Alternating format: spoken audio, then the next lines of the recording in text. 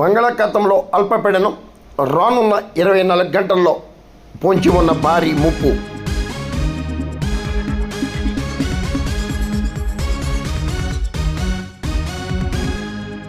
బంగాళాఖాతంలో ఏర్పడిన అల్పపీడన ప్రభావంతో రాష్ట్రంలోని పలు ప్రాంతాల్లో ఒక మోస్తరు నుండి భారీ వర్షాలు పడే అవకాశం ఉందని అమరావతి వాతావరణ శాఖ అధికారి తెలిపారు. ఇది మరింత తీవ్రమై వాయుగుండంగా మారుతుందని అధికారులు వివరించారు. రానున్న 24 గంటల్లో వాయుగుండం బలపడి మంగళవారం ఒడిశా ఉత్తరాంధ్ర తీరాలను దాటే అవకాశం ఉన్నట్లు పేర్కొన్నారు. దీని ప్రభావంతో రాష్ట్రంలోని పలు ప్రాంతాల్లో ఒక మోస్తరు నుండి భారీ వర్షాలు కురిసే అవకాశం ఉందని, ఇదే విధంగా కొన్ని ప్రాంతాల్లో పిడుగులు పడే ప్రమాదం నెలకొని ఉన్నందున ప్రజలు అప్రమత్తంగా ఉండాలని రాష్ట్ర విపత్తుల నివారణ సంస్థ అధికారులు కూడా హెచ్చరికలు జారీ చేశారు.